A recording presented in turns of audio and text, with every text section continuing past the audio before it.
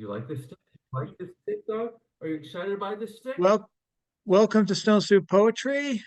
Welcome to the our gathering where we honor our featured special featured poet tonight. To give a hand for Mr. Edward S. Gault, who, for those of you who are on the call right now and not listening to this on YouTube the next day, is giving you the link to his PayPal so you can buy a copy of his book. And please do buy a copy of his book. I do appreciate him grabbing me a copy, but throw a few bucks his way tonight as I'm going to as well. And that'll be a good way to say thank you because he's been a great supporter of the Stone Soup poetry scene and many of the offshoot publications that you could say stem from it, whether it's Oddball Magazine, Stone's Throw, or whatever else I pull out of my hat and out of my ass in a given day. So I thank Edward for being stalwart, and also the cover, and also he was the cover photographer for my last book, The Collapsed Bookshelf. So much kudos. He's been out there longer than you think. And this is the week we actually had. It was actually yesterday, where the birthday of Jack Powers was observed. For anyone who remembered, I'm like, oh shit, I forgot to post something.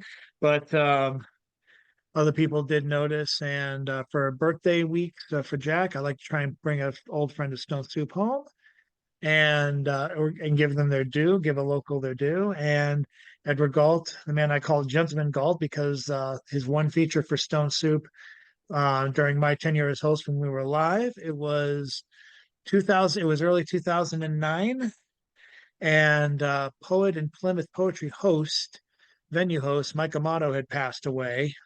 So Mr. Gault was generous enough with his time and feature to give a allotted extended time to the open mic as people who knew Mike Amato and what a great guy and host he was honored him at that time. That's why he earned the nickname Gentleman Gault from that point on. Now sometimes he's Magister Gault on Twitter, and people call him something else when he's not looking. But it's They great to call me have all him kinds here. of things.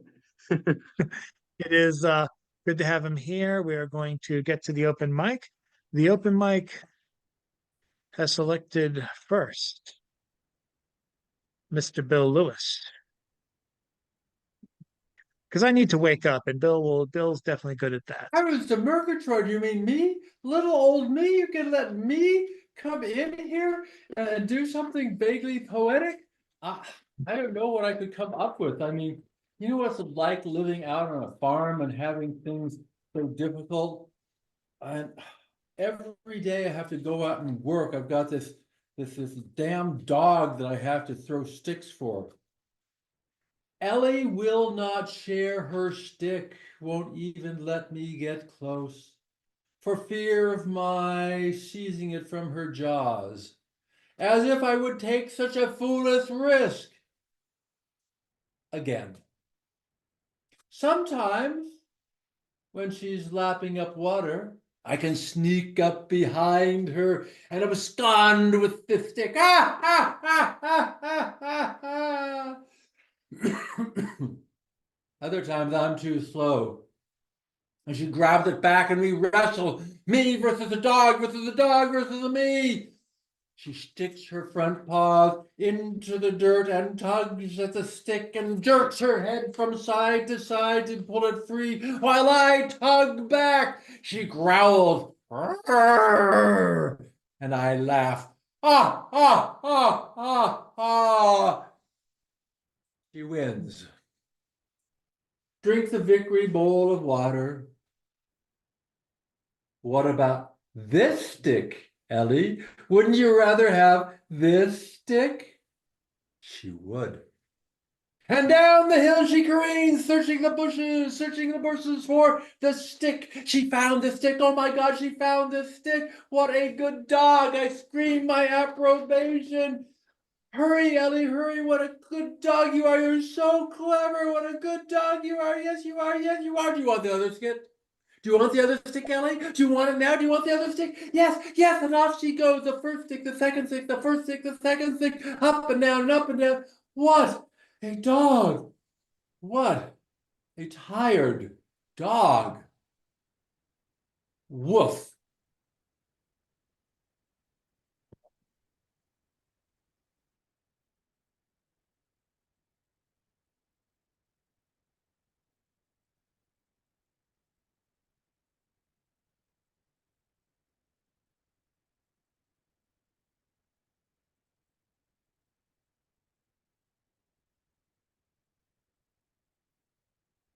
You're muted, Chad. Oh, crap. Wolf indeed. I'm gonna bring it next to Miss Janro.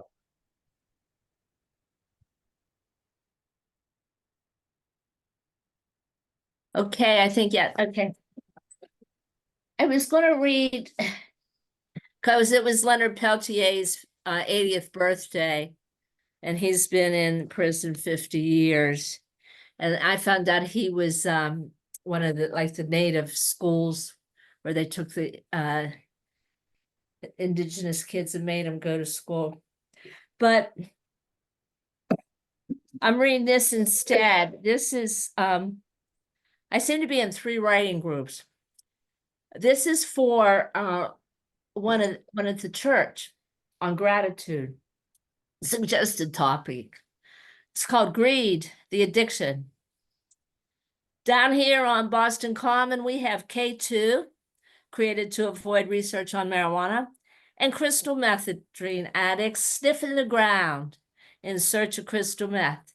Up there, Primark Tower and the other towers, $4,000 a month rent. Greed can be an addiction. I am grateful that the Department of Justice is suing RealPage for rent price fixing.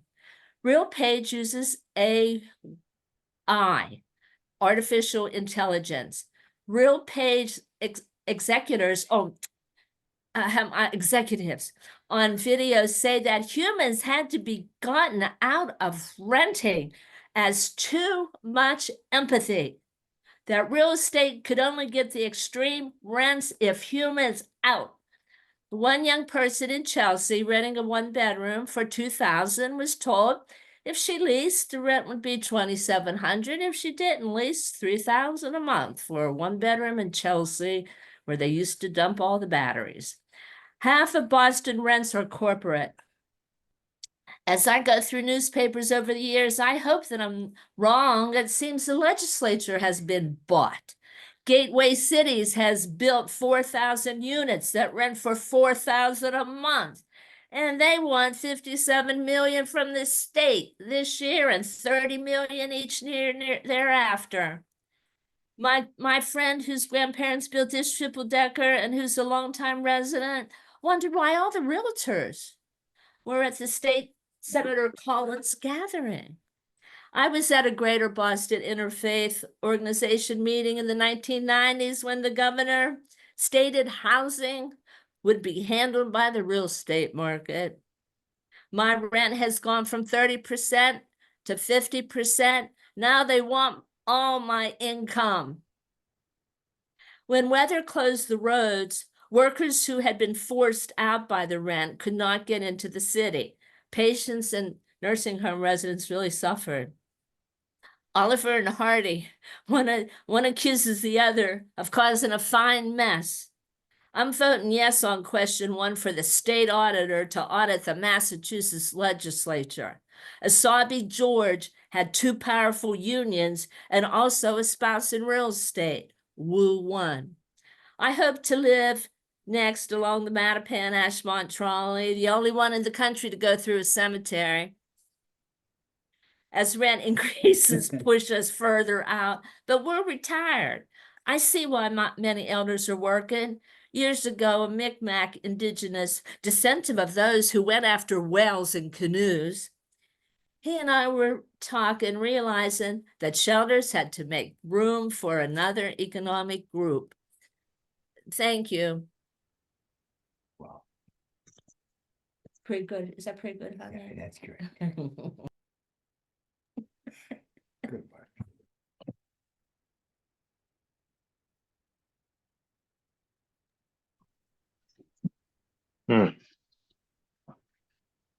Interesting. Hi, who are you? I'm Gerard. Very right good. under Bot's, right under the pseudonym Bot's resignation. I see that. I see that. So you're just interested in listening, or you Yeah, got to this is the participate in the first open time, mic? it's the first time I've ever been on Zoom. I don't know.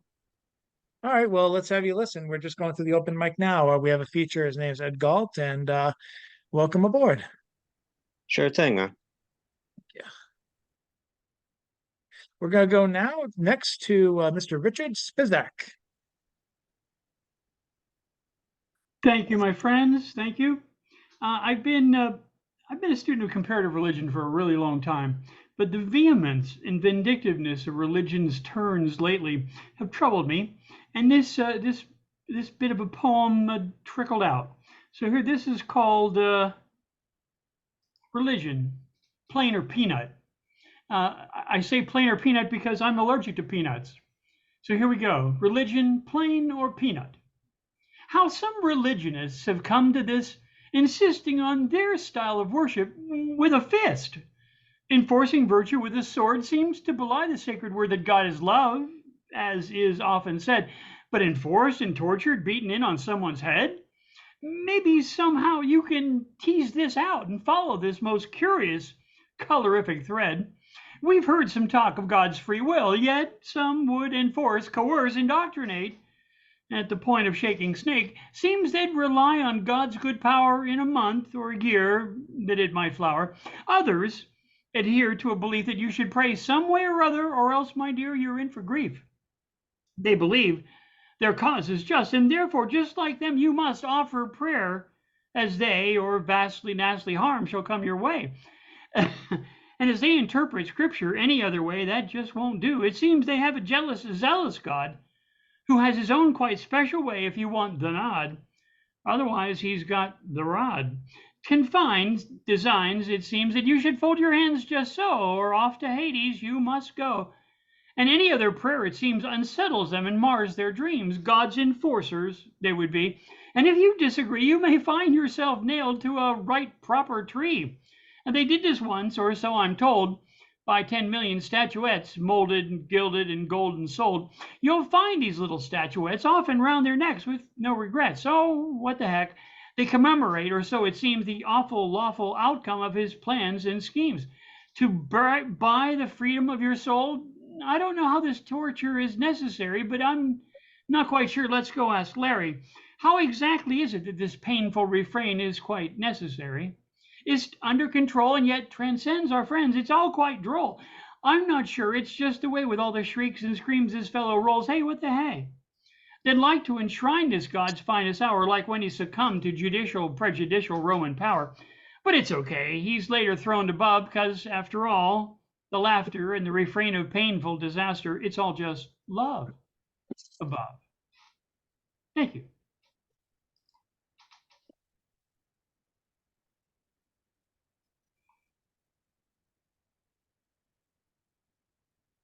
Thank you, Richard. And now we go to Mr. John Wizik,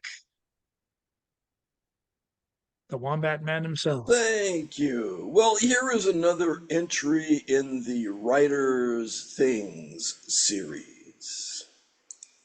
Chad Parento's poutine comes from French Canada, a land he's never visited, even though it's only hours away. Or has he? Maybe he fled after gunning down a dozen Mounties with a Thompson submachine gun in a maple syrup hijacking gone wrong. Who could have imagined it would end that way? He was on top of the world with 50 speakeasies where diabetics could down pints of black market syrup with no questions asked. Even city councilors were known to stop by after hours for pancakes and waffles. It was supposed to be an easy score, 4,000 gallons of grade A amber in a tanker truck out of Sherbrooke, Quebec. His ex Roxy tipped him off. She worked as a dispatcher at the Maple Syrup Exchange. She wasn't mad that he left her for Velma. She just wanted a percentage of the score. or so she led him to believe. Little did he know that Elliot Bouchard and dozens of Mounties had set up an ambush. The cops gunned down Pierre Giancana, Jacques Lansky, and Bugsy Bergeron, but Chad got away. Crossing the border, he ditched his snowshoes, abandoned hockey, and named his dog Fenway. When questioned, he replies, "Poutine? Hell no! I only put ketchup on my fries." Woo! Bravo! Bravo!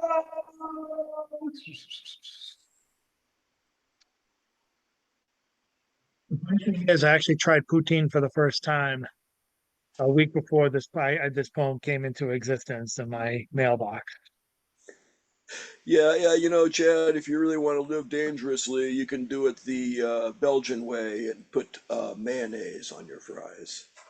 I think we did. It was a literal cheese, like a specialty house for grilled cheeses in Provincetown, and the poutine was like one of the side dishes, Yeah, and it it's just just gravy and cheese on your fries. You there you can do go. it at home probably.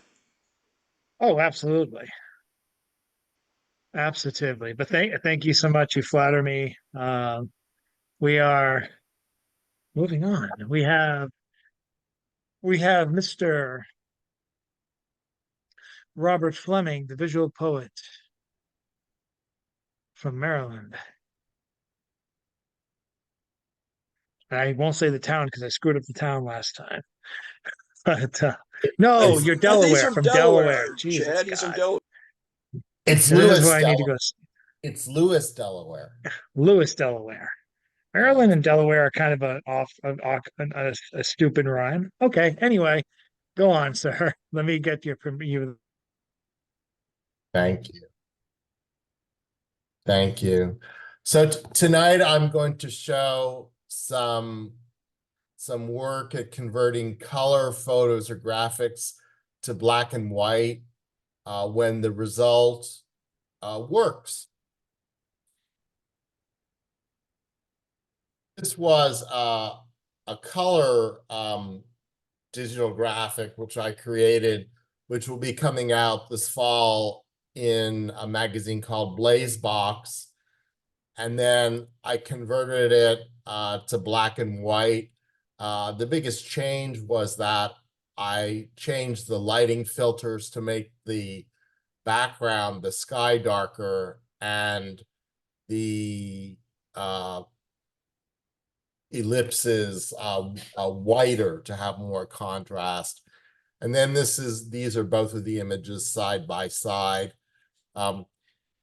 Here's another example. The left image was created for Four Feathers Press magazine called Doors or Portals, and it worked well. And then the black and white conversion was filtered with a very dark black. And here's another from the Portal series, black and whites. Colors changed to black and whites, which worked well. This worked well also. I actually prefer the black and white version than the one on the right, than the one on the left. And here are some trees, tree trunks, which I converted to purple. These will also be coming out in Blazebox in the fall.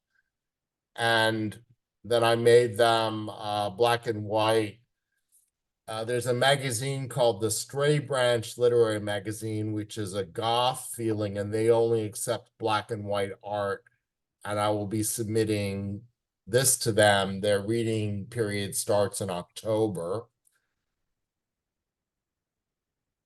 And then here they are, color and black and white side by side.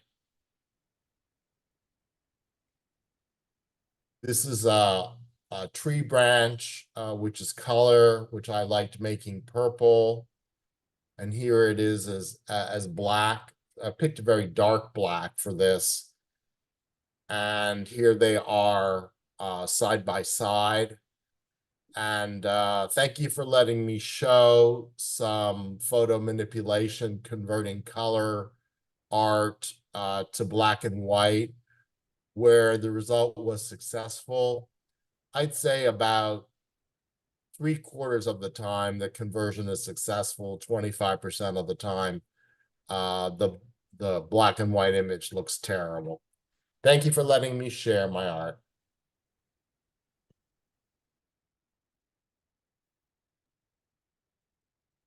Thank you very much, Robert. Up next, a little musical interlude with Mr. Ethan Mackler. So glad to have him back. There he is.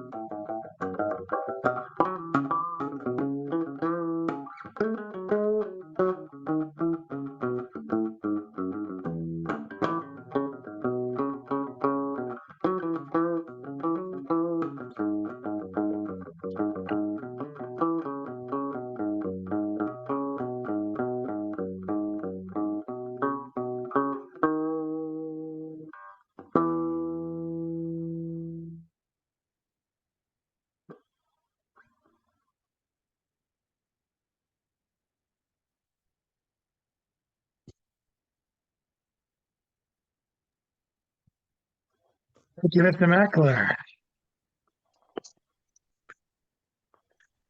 If we do have one person, we usually have closed for the evening before we have, at least for the open mic, before we get to the feature. But if Mr. Resignation is interested in reading, or if he's just wants to observe, just let us know if you're interested in reading. You can unmute and talk anytime you want.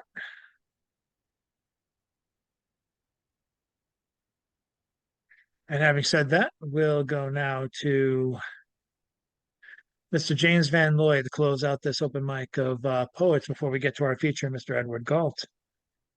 James Van Loy, see his column this Thursday morning at oddballmagazine.com, his regular poetry column, It's All One Thing. And here's Mr. Van Loy. Yes, thanks, Chad. So I got a piece here called Death Cult Wars and Movement Protest. Well, God save us from interesting time. We're certainly not able to complain anymore that these are not interesting times awash in heavy waves and burying bow and seas of chaos. and change it seems as if something must finally whip the existing hovering system over the rails, out into the storm, almost more terrifying in its disappearance. Oh, where is it now? And what does it do in the dark, coming at us out of nowhere? And until we are stopped, stop thinking, what is this thing coming at us we cannot see? And I have a quick song here in Dutch. It's called De Zee, which is the sea. And he says in here, dan zie ik mijn ziel in het water, which means, of course, then I see my soul in the water. De zee, reizende zee, so ver, eindeloos ver, over the horizon, de zee, en eeuwige bron, de mystery, de zee, dragon of leaf, en milstrelend en vrede, als ik de golven zie, de zee, dan zie ik mijn ziel in het water. Ik weet, soms is de zee zo ruw, duister en vreed, maar ik weet hoe she trekt and get can you each therefore fraud the zee, dragon of leaf and mills, relland of build, of ik de golven zie, de zee, dan zie ik mijn ziel in het water, de zee. Rising to say so ver, eindeloos ver, weerspiegelt de hemel en de zee. Ik reik naar de zee, naar het leven. Reik naar de zee, reik naar de zee. Right now the sea, travel to the sea. Thank you.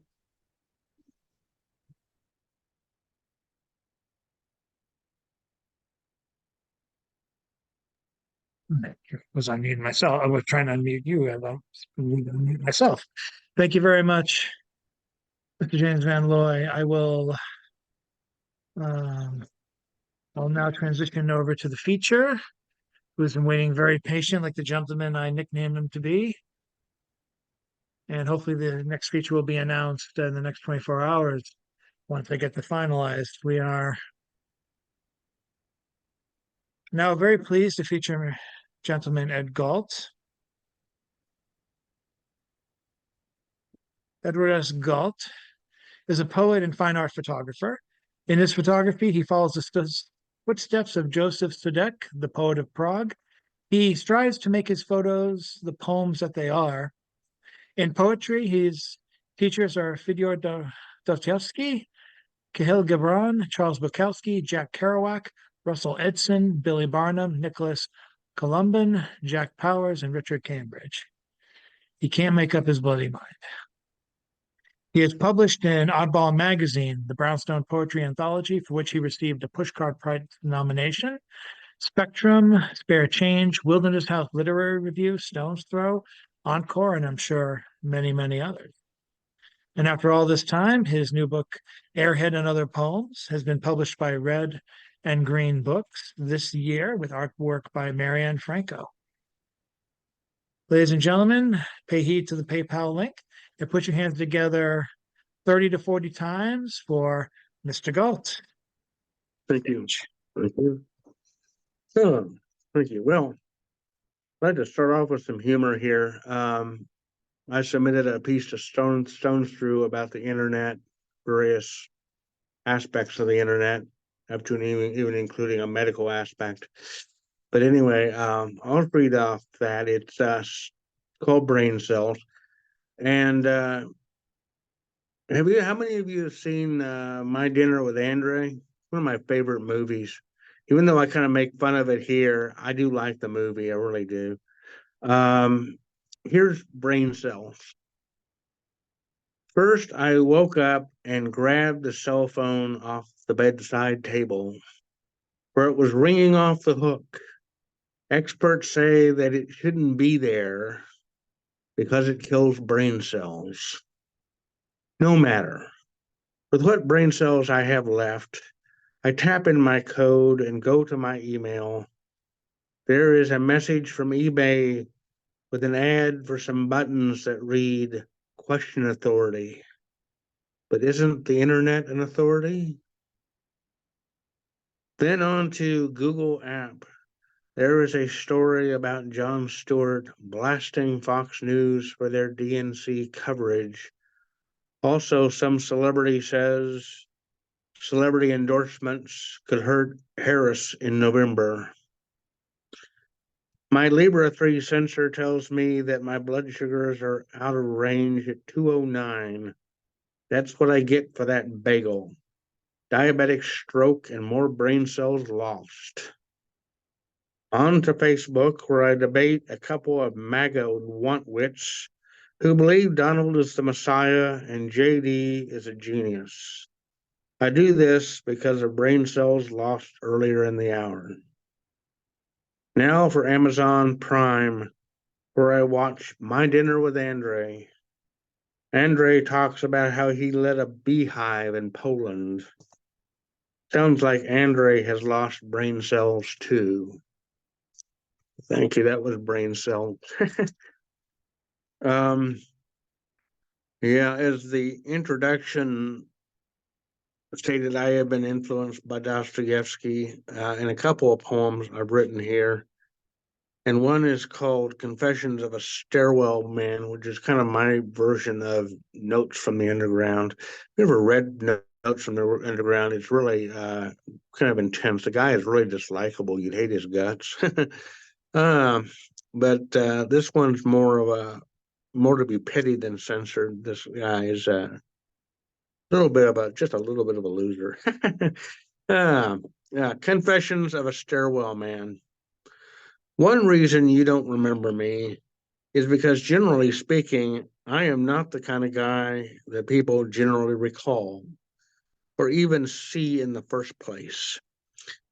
People tell me sometimes that they thought I was a statue, which is perfectly understandable since I stand very quietly and allow them to look at paintings and other exhibits.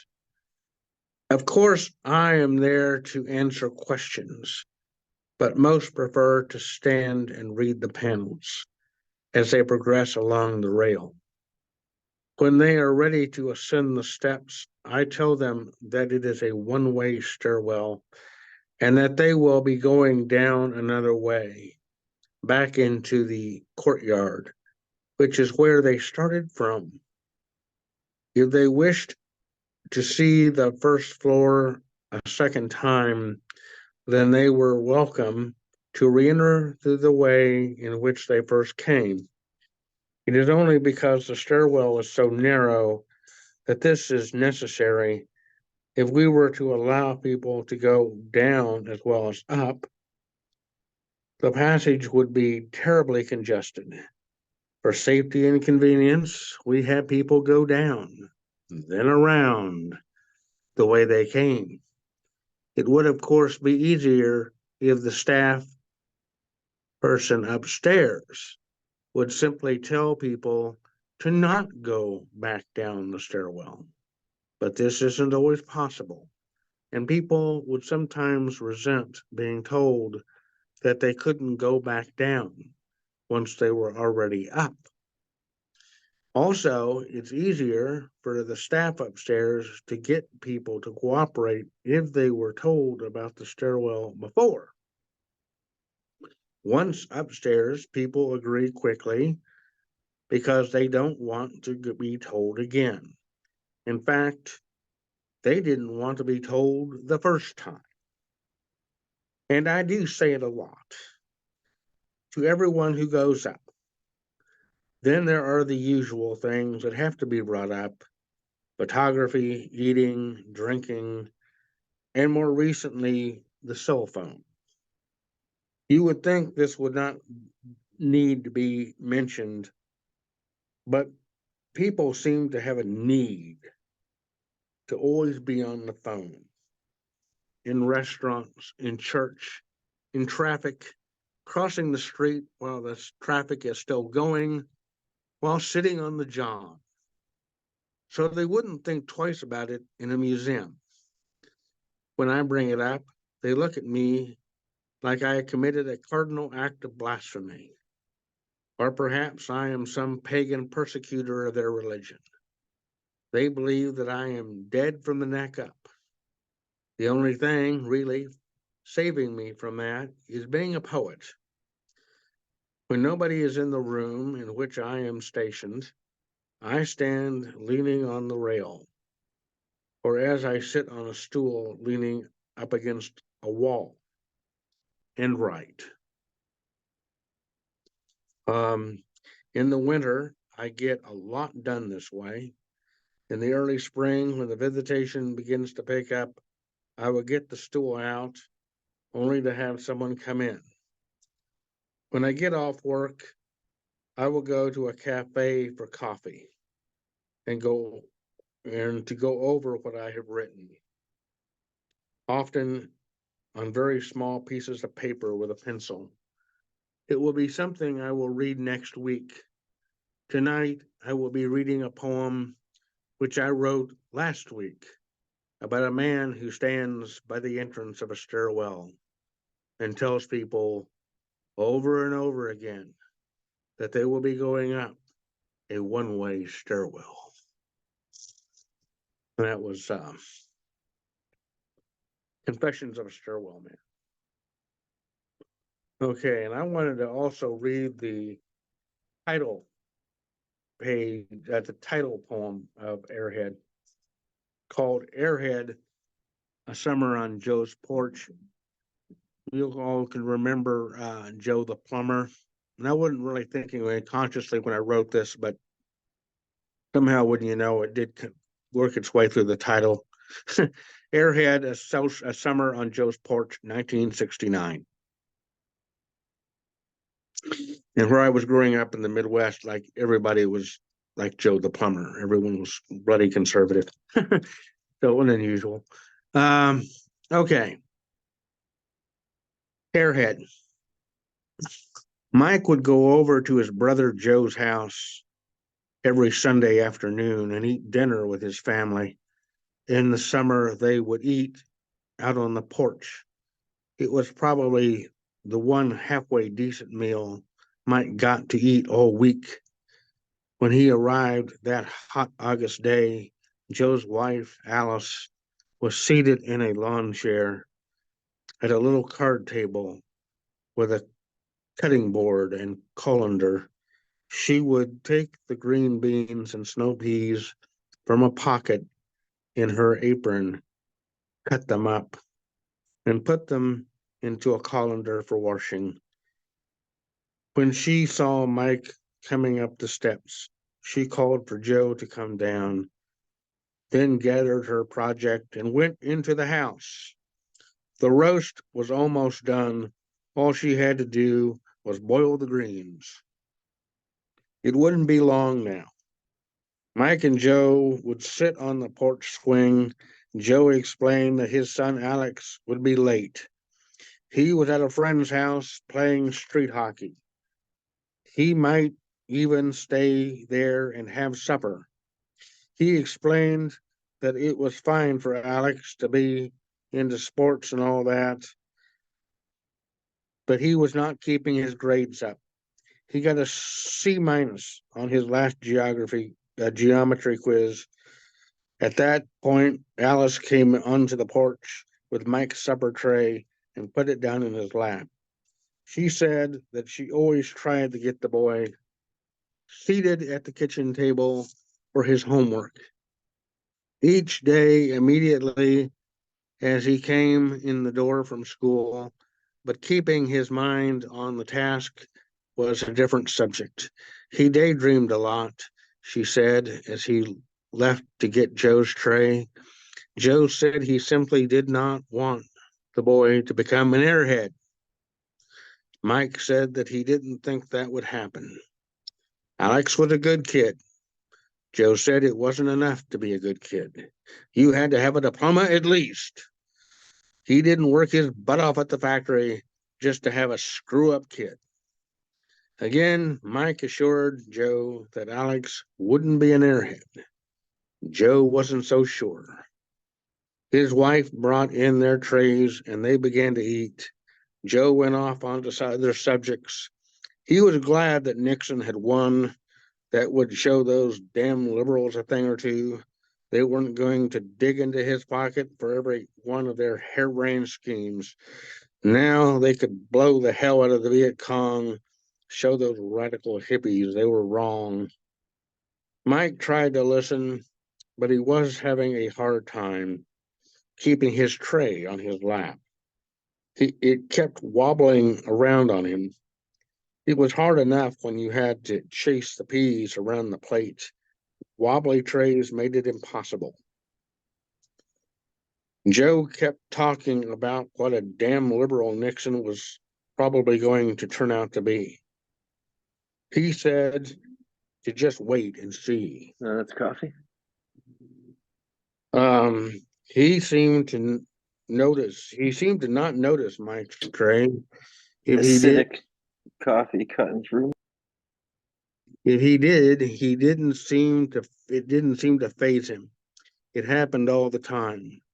Finally, Mike couldn't hold it down anymore, and it flipped out of his grasp. The glass shattered. The milk itself slithered across the floorboards, followed by the tray, plate, and the meal. They descended the steps, scurried down the walkway, and turned right onto the sidewalk. They ran for several blocks, passing several people who didn't care or even seem to notice. If so, they didn't stare. This was the city. It happened all the time. Finally, after several more blocks, the roast, mashed potatoes, green beans, and peas all came to a stop and rested. The milk had gotten there ahead and was waiting for them. You know, it said to the group. They all caught their breath. I think the kid's going to be an airhead. That was airhead. Now, Starring a Goldwater Republican in with the father. yeah, he was a kind of a cross between, I don't know, Archie Bunker, Joe the Plumber, a little bit of Ralph Cramden, maybe a little bit. I didn't think about it until later, but I did name the mother Alice. I was like, oh, that's interesting. The wife was Alice. Okay, subconscious thing, you know. It was kind of a period piece, and it was meant to be. Now, here's something a little more serious, also a period piece. I have a couple of these. War games. Mike had a complete arsenal in his room. He had all kinds of machine guns, grenades, rifles, pistols, and even a bazooka. He had a camouflaged outfit and a green beret that allowed him to be the colonel just about all the time. Whenever we reenacted the previous episode of combat, he brought his stockpile to his front yard. He would select our weapons of choice. Then he would go through the whole battle, just as we had seen it on TV. One night, Mark wanted to be the colonel. Todd was captain. Mark was usually sergeant. I was either a private or a corporal at best, when they let me play at all. But that night, Mark wanted to be the colonel. Mike explained all the reasons Mark couldn't be the colonel. He owned the uniform.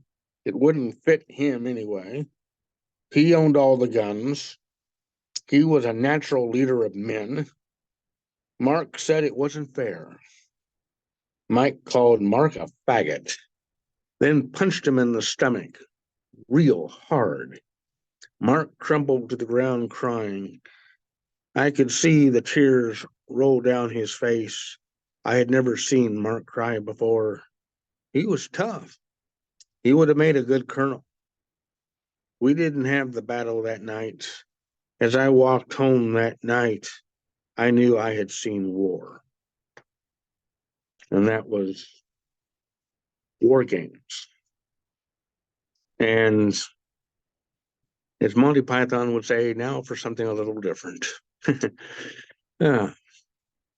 This is Ricky and Melanie. And by the way, these are all in the book. Except Brain Cells, which wasn't. Each morning, I watched the way Ricky's mother brought him out to the bus. She held his arm as he slowly descended the stairs and walked in a sort of limp. He wore a bike helmet in case he should fall. He wore thick glasses and a hearing aid. He could not speak when they got him on the bus. He would sit by the window of the first seat with Melanie. It was a long ride. So the two had a lot of time to get to know each other. Through reading lips or hand gestures, Melanie came to understand him over the course of the year.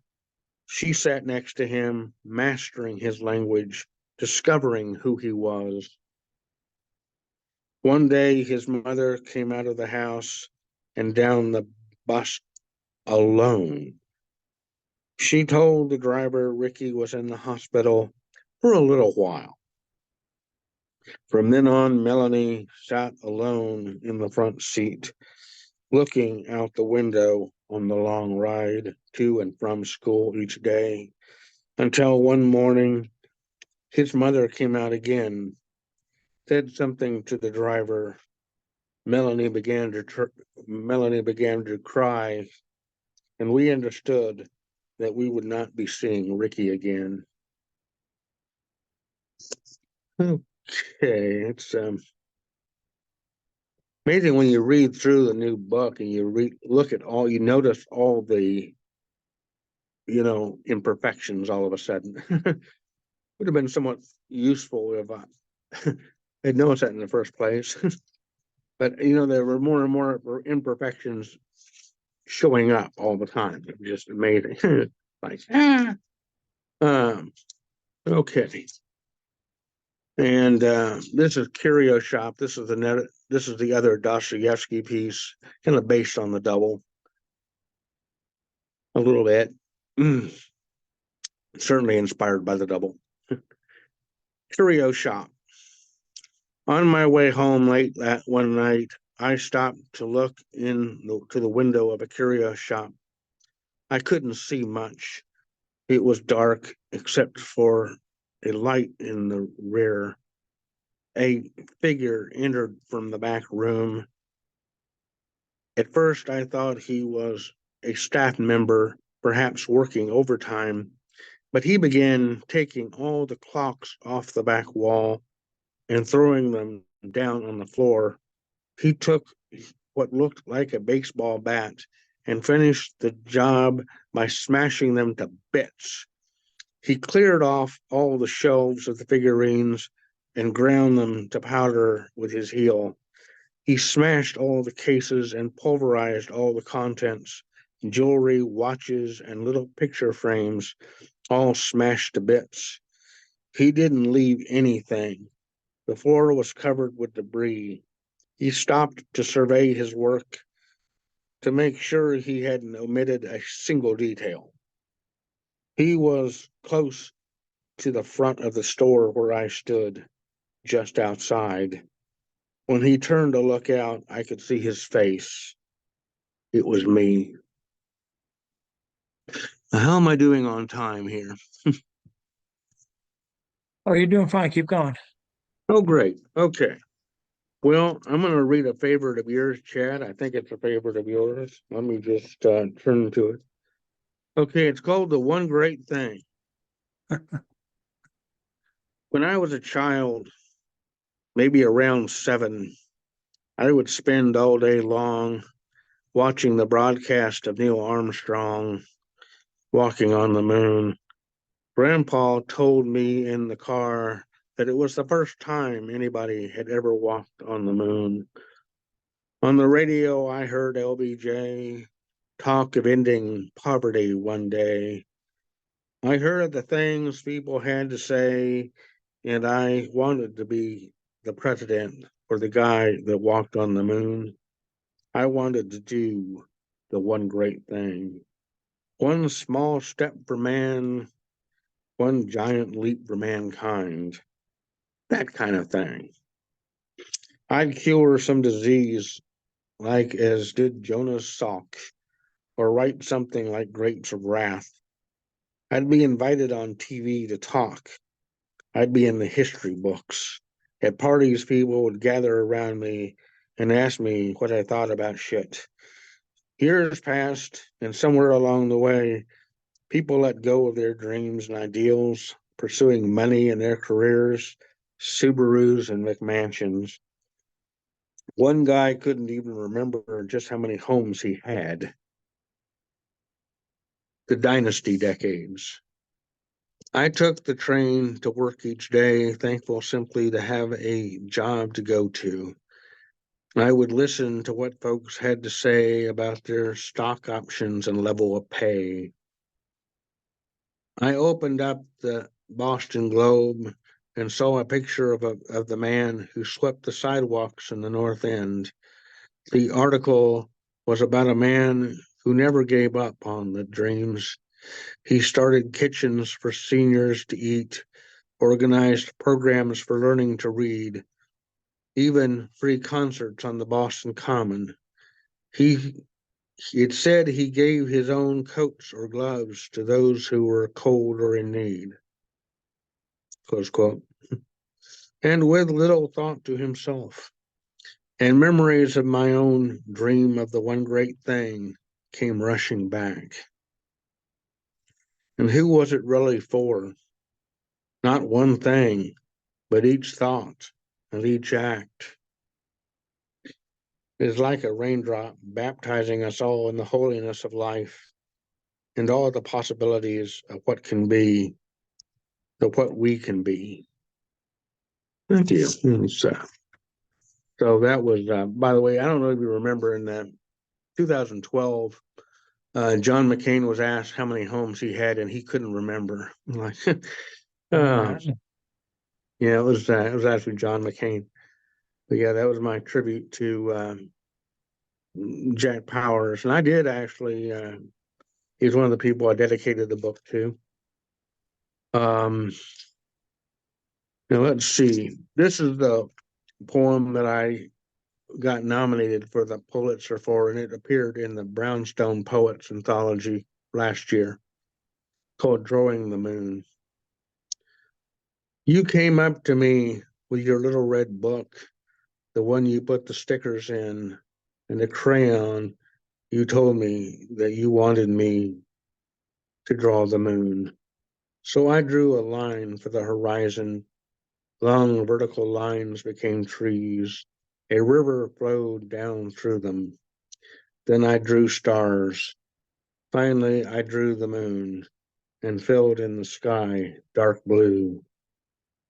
Because you wanted to see me draw, and there would come a time when you will not care what I can do.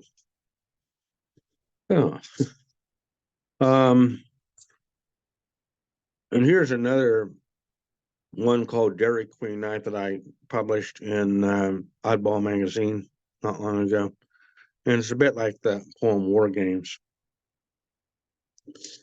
It's called Dairy Queen Night. The streets were peaceful those summers I was growing up. Tree branches arched over on both sides of the street, giving us of the shelter of the shade. As we played our games, sometimes it was street hockey, and other evenings it was baseball. Saturday afternoons, we would reenact the gunfight we had just seen on TV. with the kids on Sherwood Ave, the next block over. Friday nights, Dad would take us to the Dairy Queen. It was on street hockey night that Dad called us to the car. Benny had just scored a goal for us. The game was too close. Still, I wasn't going to miss the chance for ice cream. But we weren't going to finish the game. We weren't going to have ice cream. This is when we saw the tanks at the end of the block. We had heard what the tanks had done to other towns. Now they had come to ours. I could hear the bombs exploding downtown. The next day, nothing was left, not even the Dairy Queen.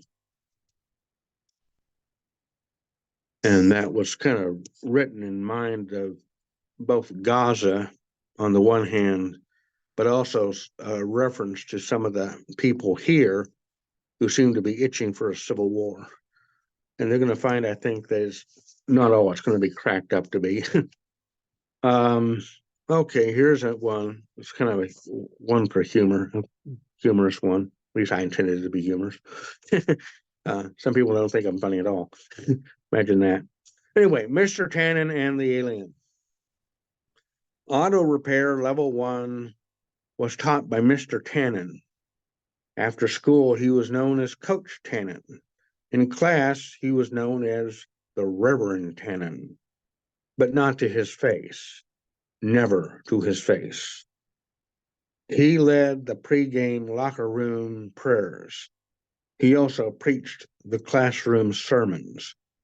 Not much repair was taught. One day, he was talking to us about Jesus, as usual. He said we had to put ourselves on the pyre, to give ourselves to him. Then we would get them back, our lives, that is. First, though, we would have to invite him into our lives. Then he would grow inside of us and take charge of our lives. Buzz raised his hand. Mr. Tannen, is this like in the movie where the creature was growing in the guy and finally hatched from his chest, sprouting a geyser of blood? The next semester, Mr. Tannen stuck with the Old Testament. Then the question about Lot and his daughters came up. Let's see. Let's see. Here's a piece of the road. Okay. Here's one. Cousin Luann. Always love these family poems. I don't think anyone's going to speak to me and my family after this book comes out. Cousin Luann. I just mailed a couple to my folks. Okay, I might get cut out of the will. Anyway, Cousin Luann. According to the family lore, my cousin Luann, 6 years my senior, announced at the Thanksgiving table that she didn't like raisins. I immediately stated that I too hated raisins. Now my cousin Luann did like raisins. She simply wasn't in the mood for them at this time. Up to that time, she had liked raisins quite a bit. But being the impressionable young lad I then was, her statement and my reiteration of it must have taken hold in my mind, even at the neurological level. From that time onward, I never enjoyed raisins. All these years later, as the bills come each month and pile up the way they do, far outstripping my ability to pay any of them, I wonder why my cousin Luann could not simply have announced at the Thanksgiving table that she was going to be a millionaire by the age of 20. Okay. Let's see. Okay, here's another one from the museum. Closing times. My children came out and told me that you wouldn't take their money. You told them you were closing. I can appreciate that you want to get home. And we did come late. The streets were confusing and we got lost. The people that we asked for directions of said they didn't know. Also, they didn't seem to care. So here we are. We are leaving very early tomorrow morning, and it will be a long ride home. The children don't get to go on these vacations often. In fact, this is their first time out of the state. We waited until they were just the right age. We had to save up a long time for this trip, so we just wanted them to see it. It wouldn't take very much time at all, and it would have meant so much for them to be able to say that they had seen this. It's not like we can come back another day. When I was their age, my own father brought us here. Your rangers told the most wonderful stories. They made the history come alive in a way my own teachers never could. And my sister and I even got our picture taken in one of your colonial costumes. These memories are why we are bringing them now. So please, mister, won't you just let them in just for a minute? They'll be right out. I promise, just for a minute. And this is another one that is, I published in Oddball magazine, and it's that kind of topical for this season right now. Actually, it's called "I Know You Will Be Wonderful." Mom, I don't know what you've named me. I can sense that you don't feel good about me in some way. It's not the right time, is it? I surprised you, didn't I? I'm getting the sense from you that you're not ready to be my mother. You're very young, and it is too much. You and Dad need more time. I understand. I need you to know something. I don't feel well. Have the doctors told you something? Have they told you I might not make it? If you decide to be my mother, you would want me to be the very best I could be. I know things can't be perfect. There's no guarantee. I just want the best shot I could have. Is it safe out there? I want to make a difference to you and to others. On the other hand, I don't want to be hurt out there. I know you're worried about the world. There's a lot of fear. So if you're not ready, time's not right, let's just wait. I might come back, or you'll be a mother someday to another. I know you will be wonderful. That was, yeah, something to keep in mind for November. ah, okay. And let's see. A little humor now, I think. This is called The Stink That Ate Hyde Park. I don't think I read this here before. Maybe I did. I don't know. The Sink That Ate Hyde Park. Okay, so it didn't eat the whole town, just the few blocks around the apartment. Still, my roommates and I had let the dishes go a while. Actually, quite a while. I think the two of them were eating off paper plates. I would wash my plate and utensils and take them back to my room. The plates in the sink were stacked to the top, and the aroma was beginning to drift Nobody wanted to touch them. So finally, with rubber gloves, I transferred them to the other side, then sealed it with a lid. So we were able to move on and forget about them, which we did. Except I was having nightmares about the sink. I would see a scaly hand lift the lid and reach out for me.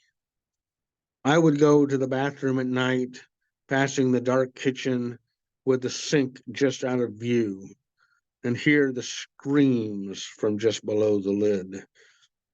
I didn't dare go in. God only knew what creature had crawled up the pipes and just died there, rotting yet still managing to howl in its misery. Unable to endure any longer, I removed the sink lid as if from a tomb, wondering if by chance the daylight pouring in might cause whatever lurked there to molder into dust. I was not so fortunate. Every stench from the bowels of hell rose up and permeated our floor, and from our building to the rest of the town. The dishes were saturated with filth and grease. Coating of scum had melded into the walls of the sink and had to be scraped off. There was a banging at the door. Men with radiation suits evacuated me to the outskirts of the town. The block had to be cordoned off. The buildings were torn down. The area is abandoned and forgotten now.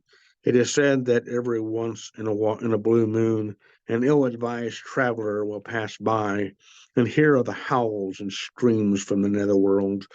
Even though I had helped to save the day, I was held 3 days in jail and never did get that call from the mayor offering me the key to the city.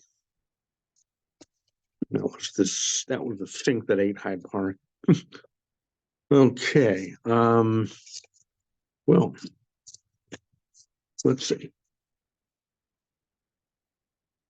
How much time do I have left? I think you got like time for 2 or 3 more. Okay, great. All right. Well then. 2 or 3 more. Okay. This is one that I published just this last year in the Brownstone Poets Anthology for this year, 2024, called Divorce. It doesn't start in the courtroom in front of a judge as 2 strangers with your lawyer and their lawyer. Divorce starts a long time before that. Divorce, real divorce, is when you sit down at the table and don't speak. It wasn't the argument. Then you were speaking. Divorce is coming home, sitting in your chair, reading the paper, sitting in your chair at the desk at your computer, scrolling. He didn't notice you come in. She didn't say anything when you got home. Divorce is when you know everything there is to know about them, or think you do. Intimacy was so long ago. Divorce is when he only sees the bills, she only sees the child. The enchantment is over, the magic is gone. Divorce is when you can no longer see the divinity in the other person. You are strangers. And this one is called Apology. It didn't make it into this book, but I hope to, make it into the next one. I am shooting for a next one. Okay, apology. I am sorry that I passed you by. When you asked me for that $1, I turned away. I couldn't spare so much as a dime. I pass you every day. You are a constant reminder of the restructuring and downsizing of our times, a winner of the anti-lottery. To see you there, I would have to look down. and they tell you never to look down when climbing a cliff. We are all climbing a cliff these days. I simply can't afford to see you way down there looking up to me for help that I can't give. Nothing a dime would cover, or even $1. You know, I'm not that much better off. I see in you my possible self someday, my probable self. Thank you. And I could, in perhaps with this, oh, Sandy. Okay, that's okay. Sandy is one of my favorites, actually. Oh, it was my job to collect Sandy from next door and to walk her the several blocks to school each morning, and then to meet her at the front desk of Brookridge Elementary and walk her home. It had been arranged by our mothers because Sandy was just starting first grade and didn't have the experience, and I was older. We talked about how mean our teachers were. I did anyway. And Jackie falling off the jungle gym at recess and breaking her collarbone, about what we made in art, which in my case usually depicted any one of the creatures that I had seen on the creature feature. She talked about what a brat her brother Benny was, how he would cuss and get her in trouble all the time. Benny and I would hang out together quite a bit and play Johnny Sacco. We would always be the gargoyles. Sandy and this other kid usually got stuck playing the unicorns. This all ended when Brad from my class agreed to come over and play, but Sandy would not fit into our plans, and I still had to walk her home. Brad was a fast walker. He didn't wait for anybody. It was important to keep up. As I was trailing him, Sandy was trailing behind me, yelling at the top of her diaphragm for me to wait up for her, and crying. Brad never would hang out with me again. Sandy's family moved away sometime later. I never got a second chance, and I lost so much more besides. Well, thank you. Okay, Give it up for Mr. Gault. thank you. Put your hands together 30 or 40 times, Mr. Gault. I'm so glad we had this reading, and this is a great, if you're still not convinced, I'll push it one more time tomorrow morning when I post the video, and to get you to purchase this book from Red or Green Books or straight from him via his PayPal. I do have the page saved, so I will link that as well. And so just $15 and it's yours for the book. I mean, is it 15 or 18, Ed? Oh, it's I usually charge 20, but that kind of includes Postage and handling. Okay, that makes perfect sense. All right, great. Well, thank you very much, sir. And it's very happy to include you in this the September reading, the official last feature of the summer. Also, as the summer, I believe the last day of summer is the 20th, this Friday, and fall finally comes upon us. And hopefully we'll have the announcement for the next feature coming up in the next 24 hours. I should also remind you that Boston Poetry Marathon is taking place on the 28th.